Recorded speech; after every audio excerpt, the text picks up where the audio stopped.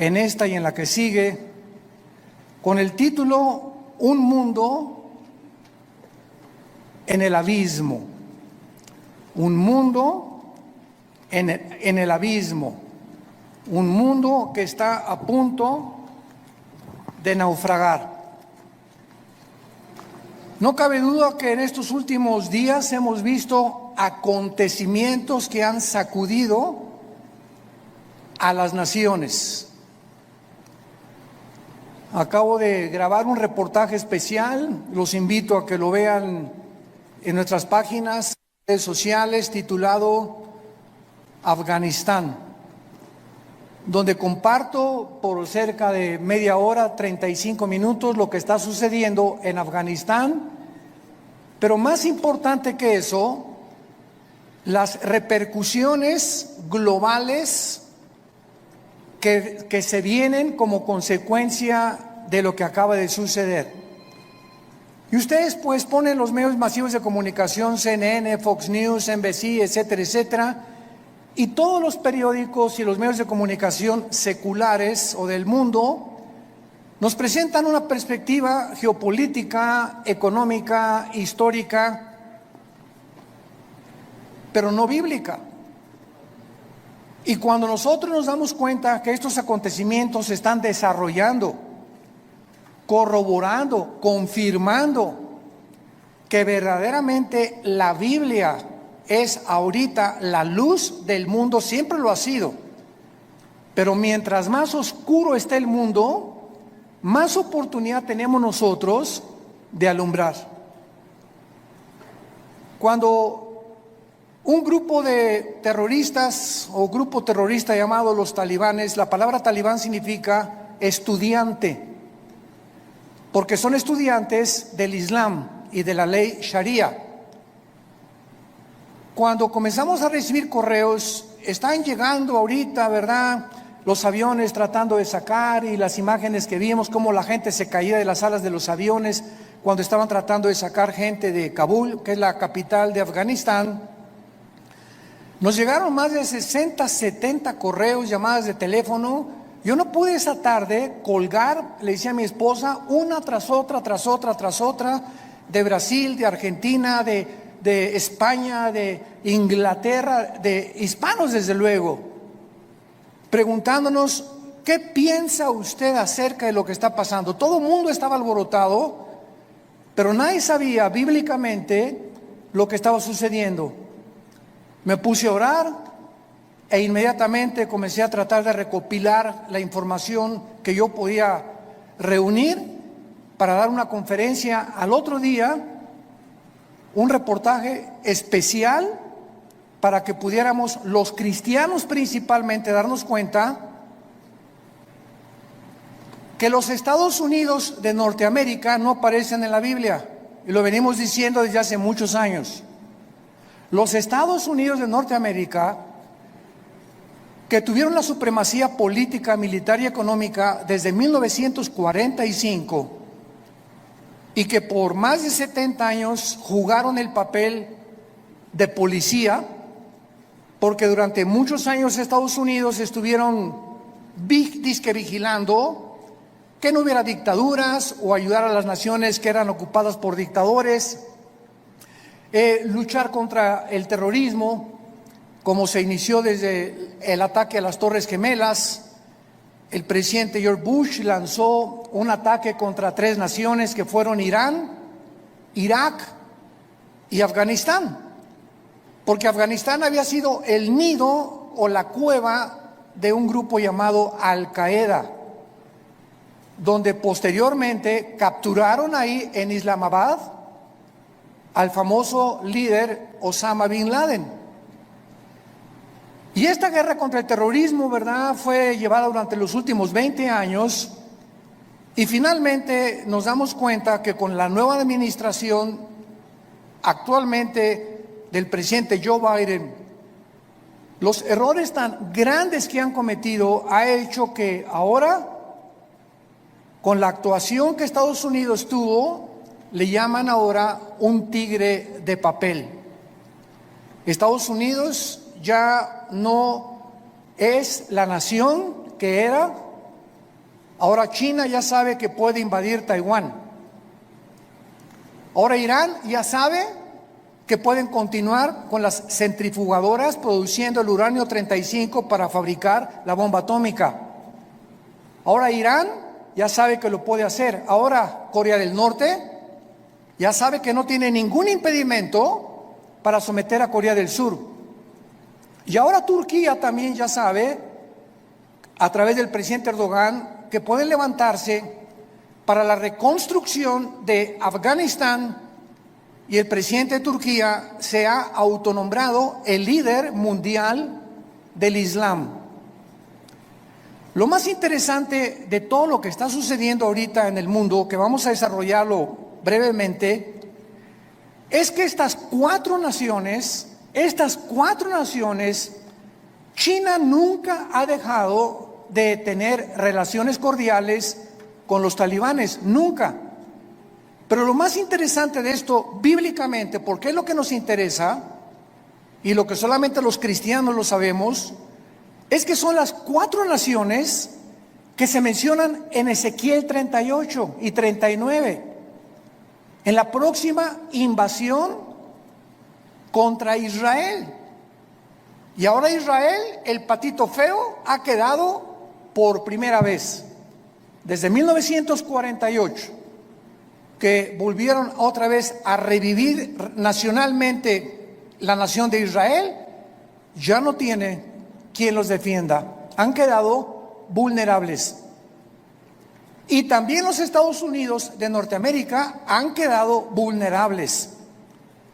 Porque si Estados Unidos no aparece en las profecías bíblicas, y en esta invasión del capítulo 38 de Ezequiel no aparece tampoco, significa o que iba a caer económicamente, o que iba a comenzar a corromperse interiormente, como dijo Abraham Lincoln. Estados Unidos no va a caer por fuera por sus enemigos. Si Estados Unidos cae es porque se corrompió internamente. Y esto nos da un panorama maravilloso para saber que los cascos de los jinetes del Apocalipsis ya se escuchan en el cielo. La voz del novio ya la escuchamos, que dice: prepárate, prepárate, prepárate. Y todos ustedes que nos escuchan, que no tienen la seguridad de la salvación a través de la predicación del Evangelio de la gracia de Jesucristo, prepárate para encontrarte con Dios. Porque así como los talibanes creían que en 2 meses las tropas norteamericanas iban a salir, y cuando descubren que Estados Unidos viola el pacto con el presidente Ghani y con los talibanes, de que no era verdad lo que el expresidente Trump firmó, les tomó 48 horas, 2 días les tomó apoderarse de toda una nación, sin que nadie chistara ni nadie dijera pío. Y se quedaron ahí en Afganistán más de 2,000 vehículos blindados, helicópteros Black Hawk, que son los más modernos para la guerra, más de 50 aviones, fusiles de largo alcance, de mira telescópica, lanzagranadas, millones de municiones. Y ahora este grupo se convierte en el grupo terrorista mejor armado y más peligroso del mundo entero. El mundo queda automáticamente bajo una gran amenaza. Pero estas 4 naciones, China, Rusia, Irán e Irak, forman parte de la invasión en Ezequiel 38. Esto es impresionante, es increíble. Y son las 4 naciones que están apoyando ahorita a los talibanes y que mantienen relaciones con ellos y los van a seguir defendiendo. Y por eso todos los que se consideraban que si no actuaban como China, no puede entrar a Taiwán porque la flota norteamericana, ahora ya no, ahora ya pueden atacar a Taiwán. Irán, pues no podemos darle velocidad a la fabricación de las bombas atómicas porque Estados Unidos se nos puede echar encima. Ahora ya tienen la bandera libre para continuar produciendo armas nucleares. Y así, todas las naciones que tenían algún temor de que Estados Unidos reaccionara y mandara a sus soldados, se perdió completamente. El mundo ha quedado vulnerable. Ahora sus Biblias, en el capítulo 24 del libro de Isaías. Ojalá que todos hayan traído su Biblia. En los tiempos que vivimos, si tú no tomas en serio a Dios y sigues viniendo a la iglesia sin la Biblia, eres un cristiano de papel. A menos que ahorita en el metro se te cayó y lo olvidaste, que solo Dios lo sabe. Pero ya no podemos seguir siendo cristianos de papel, de pacotilla, de oídos, y profesando por afuera sin darle la importancia a Dios que Él nos pide que le demos a este libro sagrado, que es la única luz que tenemos actualmente. El pasaje que voy a leer en Isaías 24 se escribió hace más de 2500 años. Señores ateos que nos escuchan, escépticos y todas las personas que han atacado la Biblia y que se han burlado de ella, ahora van a comenzar a buscar y a volver otra vez a encontrar quién puede darnos respuestas de lo que está pasando geopolíticamente en el mundo. Y en este pasaje, escrito hace más de 2500 años, se describe cómo va a acabar el mundo. Pero aún más que eso, el Espíritu Santo nos delinea claramente las razones por las cuales el mundo ha llegado a la condición en la que se encuentra actualmente. Dice así: he aquí que Jehová vacía la tierra y la desnuda, y trastorna su faz, y hace esparcir a sus moradores. Y sucederá, así como al pueblo, también al sacerdote, como al siervo, así a su amo, como a la criada, a su ama, como al que compra, al que vende, como al que presta, al que toma prestado, como al que da al logro, así al que lo recibe. La tierra será enteramente vaciada, completamente saqueada, porque Jehová ha pronunciado esta palabra: se destruyó, cayó la tierra, enfermó. Cayó el mundo, enfermaron los altos pueblos de la tierra, y la tierra se contaminó bajo sus moradores porque, número 1, traspasaron las leyes. Número 2, falsearon el derecho. Y número 3, quebrantaron el pacto sempiterno. Por esta causa, la maldición consumió la tierra y sus moradores fueron asolados. Por esta causa fueron consumidos los habitantes de la tierra y disminuyeron los hombres. Se perdió el vino, enfermó la vid, gimieron todos los que eran alegres de corazón.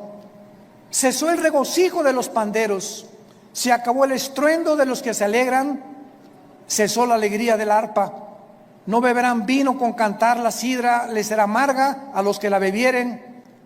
Quebrantada está la ciudad por la vanidad, toda casa se ha cerrado, para que no entre nadie. Esta escritura ha sido llamada el Apocalipsis de Isaías, porque después de que Isaías profetiza en este libro el juicio contra 11 naciones, el Señor ahora anuncia el juicio final contra el mundo entero.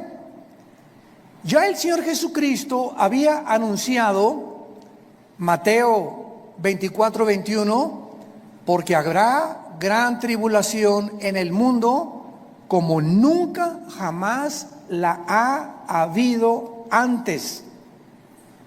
En Lucas 21 escribe estas palabras el evangelista Lucas, versículo 25: habrá señales en el sol, en la luna, en las estrellas, y en la tierra angustia de las gentes, confundidas a causa del bramido del mar y de las olas, desfalleciendo los hombres por el temor y la expectación de las cosas que sobrevendrán en la tierra, porque las potencias de los cielos serán conmovidas.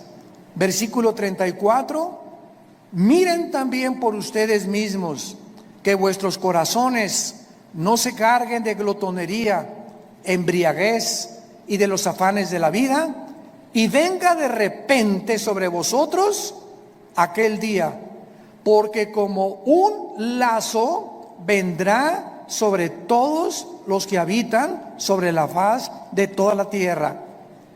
Velad pues en todo tiempo, orando que seáis tenidos por dignos de escapar de todas estas cosas que vendrán y de estar en pie delante del Hijo del Hombre. Regresando al pasaje de Isaías, encontramos en los primeros 4 versículos 3 puntos importantes acerca del juicio de Dios. En primer lugar, dice el versículo 1: he aquí que Jehová vacía la tierra y la desnuda, la trastorna y hace esparcir a sus moradores. En primer lugar, encontramos que va a ser Dios y su Hijo Jesucristo, como lo vamos a ver a continuación, los agentes que van a juzgar al mundo. Esto es absolutamente obvio y lógico, ya que Dios es imposible que juzgue a alguien que no merece. Es imposible que Dios mande una maldición sin que los que reciban la maldición se hayan hecho merecedores de lo que recibieron. Porque todo lo que sembramos, todas las decisiones que tú has tomado en tu vida, todas las cosas que has decidido en tu vida, tienen consecuencias, para bien o para mal. Si te casaste equivocadamente, si compraste un vehículo equivocadamente, si hiciste un gasto equivocadamente de dinero, no le eches nunca la culpa a Dios.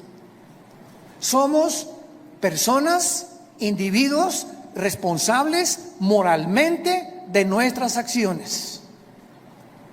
Y por esta responsabilidad y esta libertad y libre albedrío que tenemos para hacernos merecedores que lo que sembramos tenemos que recoger, tenemos que formar y normar nuestra vida de aquí en adelante. Dice la Biblia en Hechos capítulo 17, versículo 30 al 31, lo mismo. Veamos cómo los apóstoles anuncian quién va a juzgar al mundo. Pero Dios, Hechos 17, versículo 30, pero Dios, habiendo pasado por alto los tiempos de esta ignorancia, ahora manda a todos los hombres en todo lugar que se arrepientan, por cuanto ha establecido un día en el cual juzgará al mundo con justicia por aquel varón, o sea Jesucristo, a quien designó, dando a todos fe por haberle levantado de los muertos. Y el apóstol Pablo, en su segunda carta a Timoteo, capítulo 4, versículo 1, le dice a Timoteo: te encarezco delante de Dios y del Señor Jesucristo, que juzgará a los vivos y a los muertos en su manifestación y en su reino. Entonces, lo primero que el Espíritu Santo resalta es que va a ser Dios el Padre y su Hijo Jesucristo los que se van a encargar de juzgarte. Y en ese día, si ahorita tienes excusas de ser como tú eres, en ese día no las tendrás. Y así como estamos viendo con qué rapidez cambió el mundo en 1 año y medio, desde que comenzó esta famosa pandemia, todo ha cambiado. La moral, la conducta, la economía, la política, los medios de salud. En menos de 1 año el mundo ha sido trastornado completamente. En 48 horas un grupo terrorista se enfrenta al ejército más poderoso del mundo y los hace huir. En 48 horas sin disparar una sola bala. Y así está pasando todo en el mundo, nos está agarrando a todos desprevenidos. La semana que entra, ¿qué vamos a escuchar? Mañana, ¿qué vamos a escuchar en las noticias? Y tal vez la próxima noticia para ti es que te quedan 3 días de vida, te queda 1 semana de vida, te queda 1 mes de vida y no lo sabías, ni te lo imaginabas. Dice la Biblia, prepárate para encontrarte con tu Dios. Viene el juicio, viene el día del juicio al mundo. Tenemos que reaccionar. Y tenemos que arrebatar del fuego a nuestra familia, a nuestros amigos. Y ahora más que nunca tener convicciones. Tenemos que ser cristianos de convicciones.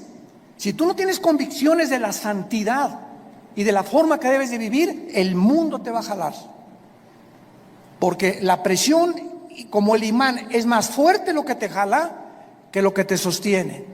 Y lo único que nos sostiene es la fe en este libro, es la obediencia a la palabra de Dios. Prepárense para que sean tomados por dignos de escapar todas estas cosas. Regresamos a Isaías. Y en el versículo 2 encontramos, en segundo lugar, que será un juicio universal. Sucederá al pueblo como al sacerdote, al siervo como al amo, a la criada como al ama, al que compra, al que vende, o sea, todas las clases sociales, porque Dios no tiene consentidos, ni Dios hace acepción de personas.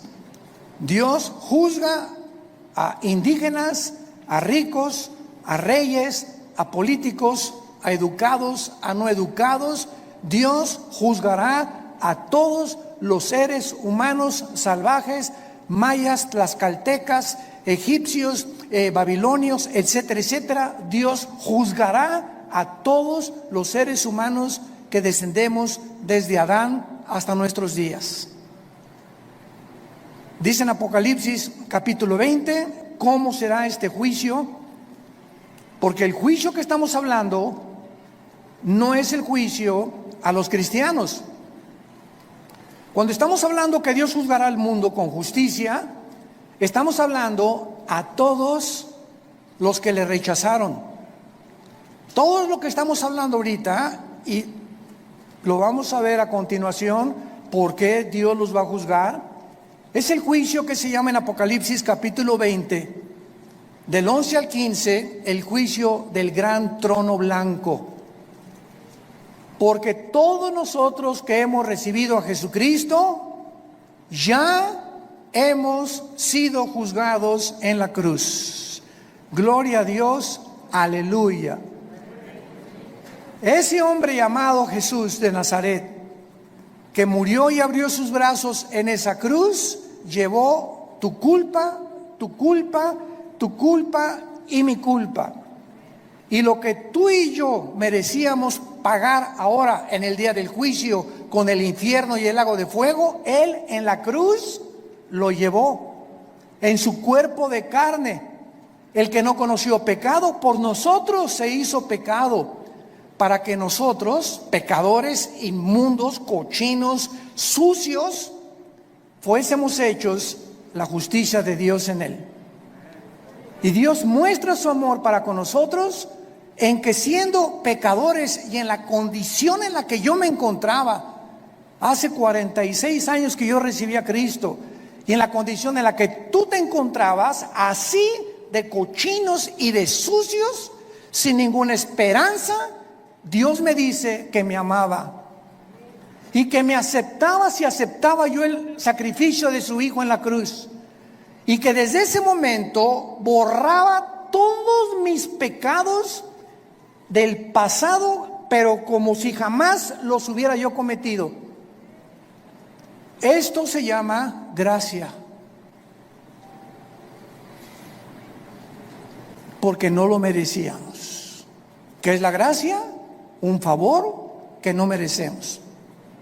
Hace algunos años, en la década de los 80s, íbamos cada 15 días a Santa Marta Catitla, a la penitenciaría de los hombres y también a la cárcel de mujeres.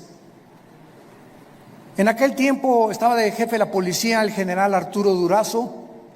Dios nos dio gracia con él y me recogían en un patio en helicóptero y me llevaban a Santa Marta Catitla. Ahí aterrizaba yo con un helicóptero de la policía y juntaban a todos los presos para que les predicáramos el evangelio. Imagínense nada más la gracia que Dios nos dio. Y una vez se acerca después del mensaje un preso llorando y me dice: oiga, pastor, ¿usted cree que Dios me pueda perdonar? Yo había predicado sobre el hijo pródigo en esa tarde, eran como las 5:30, 6 de la tarde. Y le dije, ¿por qué? Me dice, porque he matado a 28 personas. Pero quiero decirle que estoy aquí en la cárcel no por las 27 asesinatos que cometí antes, sino porque me mandaron de un estado a la Ciudad de México a matar otro recadito que me encargaron, porque yo era matón a cuenta, y en el periférico saqué la 38 y maté a esa persona que me encargaron matar, y la policía me agarró, y estoy aquí por un crimen para pagar 15 años, pero yo debo 27 vidas más. ¿Y saben lo que le contesté? La sangre de Cristo perdona todos tus pecados. Él no lo podía creer. Quiere decir que si yo acepto a Cristo ahorita y lo reconozco como mi Salvador, todos esos crímenes no voy a pagar por ellos. Y le dije, amén. Y otro que estaba atrás dice, ay, sí, ¿verdad? Qué bueno. Ahora sí, de repente. Y le dije, porque es gracia. Esa es la gracia, ese es el mensaje del evangelio, de la gracia de Dios. Que Dios te perdona siendo inmundo y pecador. Porque nadie merece irse al cielo, nadie merece el perdón. Dios nos lo da en su amor en la cruz. Esta palabra gracia no aparece en ninguna religión. En ninguna religión. Y hay cristianos que todavía no han entendido el significado de la palabra por gracia somos salvos por medio de la fe. Es la fe la que nos da la gracia de Dios. El creer lo que Él hizo en la cruz nos hace, nos abre para que Dios tenga a favor de nosotros, se compadezca de nosotros y nos regale el amor de su Hijo Jesucristo. ¿Qué mensaje tan glorioso tenemos? Yo quiero decirte a ti que nos estás viendo por la televisión y ustedes que están aquí presentes. Me puedes decir, yo he abortado 8 niños, llevo 3 divorcios, he matado, he adulterado, he hecho aquello. Si tú recibes a Cristo, Dios te perdona. Y en este día del juicio, tú no estarás presente, porque Él pagó por ti y por mí, y por eso vivimos tan agradecidos, humillados, después de lo que Él hizo en nuestro lugar en esa cruz. Dice Apocalipsis 20, versículo 11, hablando del trono, donde estarán todos los que rechazaron este regalo de Dios. Vi un gran trono blanco y al que estaba sentado en él, de delante del cual huyeron la tierra y el cielo, y ningún lugar se encontró para ellos. Esto nos habla que este juicio será después del milenio, porque los que estén en este juicio van a ver cómo desaparece la tierra y los cielos. Y después de este juicio, Dios hará nuevos cielos y nueva tierra.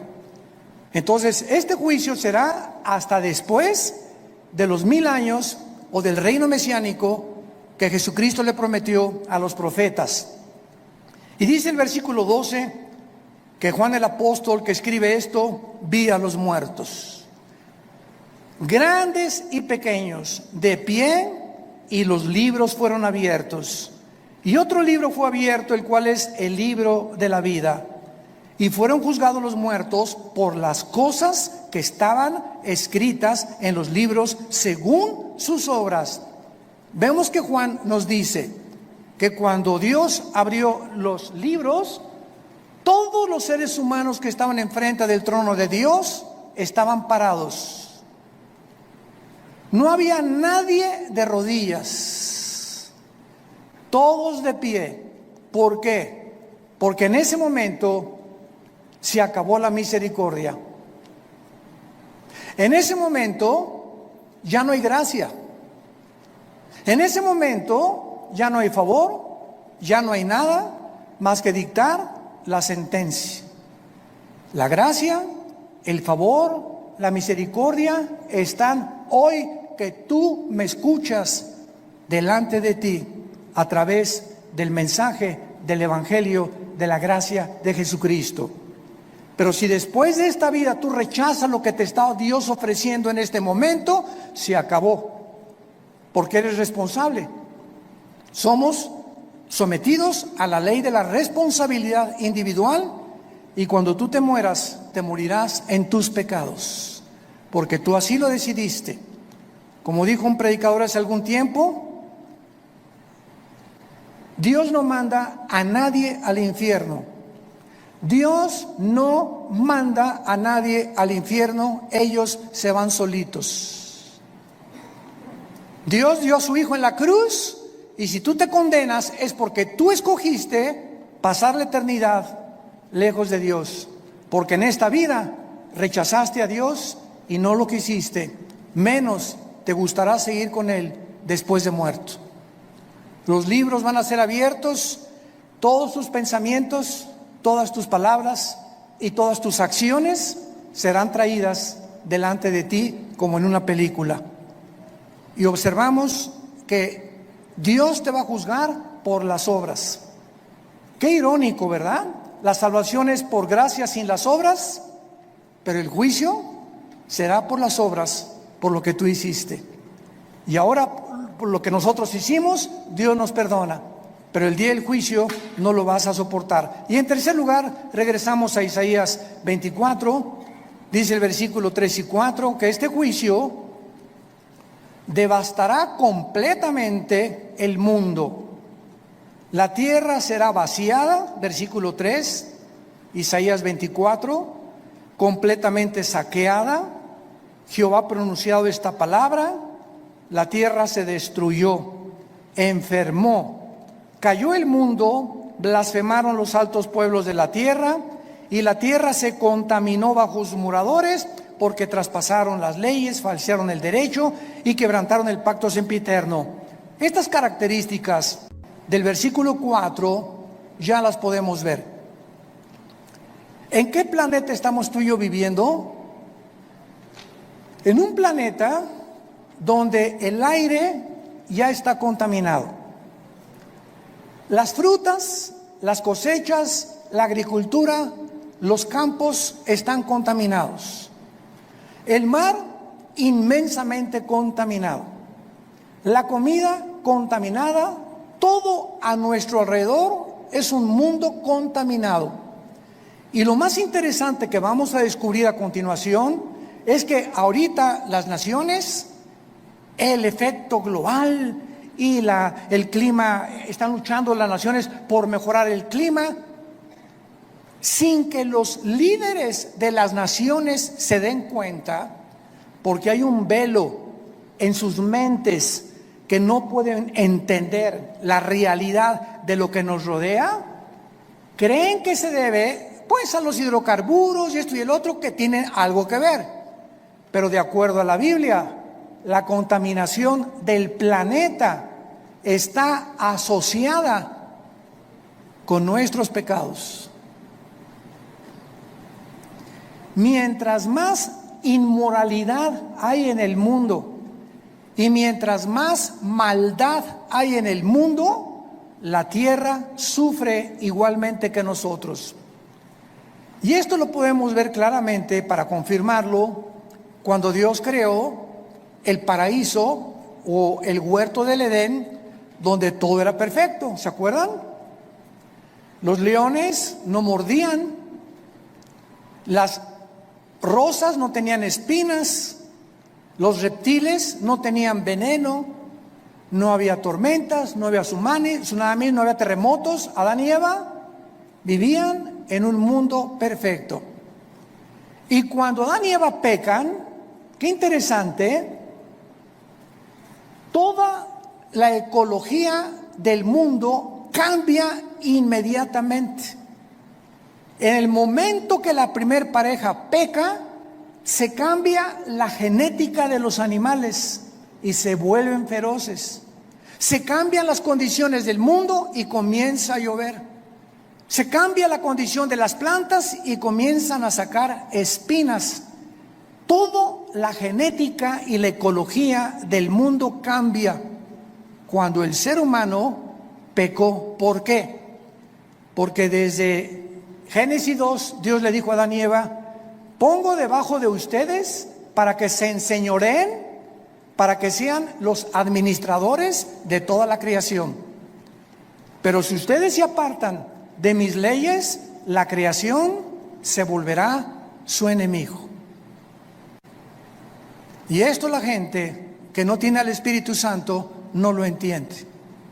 Y lo atribuyen a problemas de gases, hidrocarburos, y no hay absolutamente ninguna solución para cambiar ahora un mundo en crisis, un mundo que se encuentra en el abismo. Ahora veamos a continuación las causas del juicio en el versículo 5 que acabamos de leer. ¿Por qué el mundo ha llegado al punto que llegamos? Y hace 2700 años el profeta Isaías lo advirtió.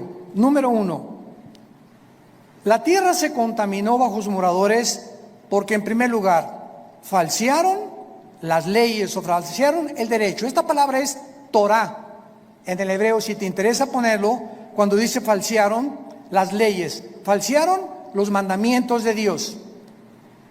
Y esto es importante porque la Biblia nos muestra claramente que la contaminación, repito, afecta al ser humano, y la iniquidad y la maldad y la inmoralidad de los habitantes del mundo es tan grande el pecado, que la naturaleza se vuelve contra nosotros. Veamos otros ejemplos de esto en el libro de Job, capítulo 36. Job, capítulo 36, versículo 33. El trueno declara su indignación. ¿Han oído ustedes los truenos y los rayos? Mi esposa, cuando truena, a mí me encanta que truene, porque sé que no me va a pasar nada. Mi esposa sale corriendo y ay, está lloviendo. Y digo, pues aquí, mira, más cerquita aquí conmigo, y aquí la apapacho. Pero cuando truena, nos ponemos así, ¿verdad? Porque se oye una cosa esplendorosa en el cielo, como una voz gigantesca. ¡Pum! Y dice la Biblia que es una manifestación de la indignación de Dios los truenos, como diciéndonos: ahí les va un botón de muestra de mi poder. Y la tempestad proclama su ira contra la iniquidad. ¿Se dan cuenta? Como todo lo podemos respaldar bíblicamente. Ahora capítulo 37 de Job, versículo 12 y 13. Asimismo, por sus designios se revuelven las nubes en derredor, para hacer sobre la faz del mundo, en la tierra, lo que Él les mande. Unas veces por azote, otras por causa de la tierra, otras por misericordia las hará venir. Nos damos cuenta que las lluvias es una misericordia de Dios, mas no las inundaciones. Entonces, Dios hace llover muchas veces por misericordia de nosotros. Necesitamos tierra fértil que produzca, ganado que tenga que comer, que los ríos suban su caudal y su volumen y su nivel. Pero otras veces encontramos que estas mismas aguas Dios las usa como un medio donde nos está diciendo: ustedes van por mal camino. Entonces, qué interesante que la Biblia nos muestre que el planeta se encuentra como se encuentra porque la maldad de los hombres es demasiada. Hemos llegado a un punto de maldad que no nos imaginamos. Dice en Romanos capítulo 1 también que Dios estableció leyes también morales. Dios estableció leyes morales. Cuando creó el mundo, Dios primero hizo las leyes de la gravitación, las leyes del electromagnetismo y las leyes nucleares. Las leyes cósmicas: la Tierra mantiene su movimiento en 24 horas, en 35 días alrededor del Sol. Vemos que la ley de la gravitación actúa las 24 horas del día, pero así, como estamos bajo un universo completamente y lujosamente, admirablemente diseñado por el Creador, gracias, señores científicos que nos escuchan, gracias al orden y el diseño de las leyes, existe la ciencia. ¿Por qué existe la astronomía? Porque los astrónomos pueden ver perfectamente bien y predecir un meteoro o esto y el otro, porque el universo está obrando, trabajando metódicamente como un reloj que se le dio cuerda. ¿Por qué existen las leyes? La primera y la segunda ley de la termodinámica, porque todo nos habla que está sujeto a un deterioro, a una oxidación. El Sol pierde toneladas masa cada segundo, y gracias a esto se establece que no hay evolución, que la segunda ley de la termodinámica contradice la ley de la evolución. En lugar de que estemos evolucionando, vamos de arriba hacia abajo, no vamos mejorando. Ya se profetizó hace 2000, la tierra iba cada día a deteriorarse más, y el carácter de los seres humanos iba a llegar a comportarse más bajo que el de los animales. Traspasamos las leyes, dice Romanos capítulo 1, versículo 21. Pues habiendo conocido a Dios, no le glorificaron como a Dios, ni le dieron gracias, sino que se envanecieron en sus razonamientos, y su necio corazón fue entenebrecido. Profesando ser sabios, se hicieron necios, y cambiaron la gloria de Dios incorruptible en semejanza de imagen de hombre corruptible, de aves, de cuadrúpedos y de reptiles, por lo cual Dios los entregó a la inmundicia en la concupiscencia de sus corazones, de modo que deshonraron entre sí sus propios cuerpos, cambiaron la verdad de Dios por la mentira, honrando y dando culto a las criaturas antes que al Creador, el cual es bendito por los siglos. Por esto Dios los entregó a pasiones vergonzosas. Aún sus mujeres cambiaron el uso natural por el que es contra naturaleza. Y los hombres igualmente, dejando el uso natural de la mujer, se encendieron en su lascivia unos con otros, cometiendo hechos vergonzosos hombres con hombres, y recibiendo en sí mismos la retribución debida a su extravío. Acabo de leer un artículo de uno de los más grandes y prestigiados psiquiatras del siglo XXI, aseverando la siguiente declaración: el 70% de las personas transgénero se quitan la vida.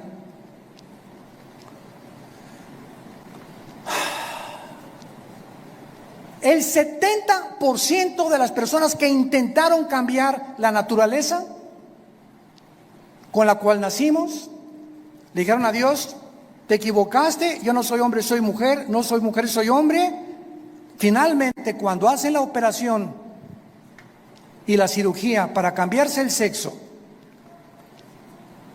en su alma son como Dios los creó. Y comienza una lucha interna, ¿soy o no soy? ¿O qué soy? Y la confusión y el conflicto mental llega al grado que prefieren quitarse la vida. Esto fue escrito hace 2000 años por el apóstol Pablo, dejando el uso natural, la biología, las leyes de la naturaleza. No hay más que hombre y mujer. No hay 3 sexos, no hay 4, no hay 5. Eres varón o eres hembra. Y cerramos la Biblia de acuerdo a la ciencia. Si tienes 2 cromosomas XX, eres mujer. Y si tienes el cromosoma Y, que las mujeres no tienen, eres macho camacho. Eres hombre de los pies a la cabeza. Y si tú niegas tu genética y niegas la naturaleza, acarreas, dice el apóstol Pablo, hace 2000 años, se viene sobre ti tu propia naturaleza.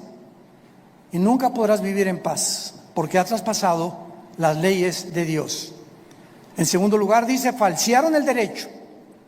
Los gobernantes, los magistrados de justicia que nos escuchan, los jueces federales y civiles, los senadores, los diputados, los dictadores, han pervertido el derecho para gobernar recta, íntegra y honestamente una nación. El expresidente de Afganistán, Ghani, salió huyendo con más de 120 millones de dólares, como todo buen político corrupto. Y si vemos una gangrena, un veneno que está ahorita en las naciones, es precisamente ese, la corrupción. No es el pueblo lo que les interesa, son sus intereses personales. Me voy a llevar lo más que pueda del pastel en el poco tiempo que tengo que ejercer mi derecho, antes de que acabe todo. Y finalmente dice la Biblia, quebrantaron el pacto sempiterno para terminar. Quebrantaron el pacto sempiterno. ¿Cuál es este pacto sempiterno? Veamos el libro de Malaquías, antes de Mateo, para terminar, el último libro de la Biblia, Malaquías capítulo 2, versículo 13, lo que el profeta escribió antes de que iniciara la venida de Jesucristo. Malaquías 2, versículo 13. Y esta vez haréis cubrir el altar de Jehová con lágrimas, de llanto y de clamor. Ya no miraré más a la ofrenda para aceptarla con gusto de tu mano. Me dirás, ¿por qué? Porque ha Jehová atestiguado contra ti y la mujer de tu juventud, contra la cual has sido desleal. Estoy enojado contra ti. ¿Por qué, Señor? Porque no eres fiel a tu esposa. Y vas a llorar y te vas a arrepentir y te vas a jalar los pelos. Y si te mueres en esta condición, te condenas eternamente. Desleal. Vamos a ver qué significa la palabra en hebreo, desleal. Siendo ella tu compañera y la mujer de tu pacto. ¿Cuál es el pacto que menciona Isaías que acabamos de mencionar? Sempiterno, el primer pacto que Dios estableció antes de cualquier institución humana, de los colegios y de los gobiernos. Se llama el pacto inquebrantable del matrimonio. A los que les interese, la palabra desleal en el hebreo es la palabra bagad, con B de bueno, A de Armando, G de Gárgara, H, A de Armando, D de David, bagad. Escuchen lo que significa ser desleal. Actuar encubiertamente, hipócritamente, fraudulentamente o secretamente, encubrir, tapar, engañar y decir cosas que no sentimos. Cuando tú te volteas a tu esposa y dices te amo, solo Dios sabe que le estás diciendo que verdaderamente le amas. Y cuando tú le dices a tu esposa te amo y atrás de ti tienes tu amante, Estás encubriendo, eres un hipócrita, estás falseando completamente y Dios te está escuchando. Y eso Dios lo tiene que castigar. Dios tiene que juzgar la deslealtad, la hipocresía que podamos tener en el matrimonio.